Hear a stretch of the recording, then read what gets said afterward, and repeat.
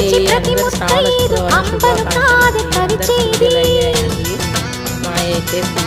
తన మదిలోని కలకలనన్ని అమ్మలకేగ తెలిపేది నెలతలే లేకుంటే దేవుడికి నెలవేది భక్తులే రాకుంటే గుడికి ఇక వెలుగేది దయతోటి కుంకుమ పూలు అక్షింతలు మనమంతా ఇవ్వాలి తన తాళి నిలపాలి తాళి కాచి ముత్తైదా ఎల్లమ్మ ఎల్లమ్మ పోదామా ఎల్లమ్మ ఉసురు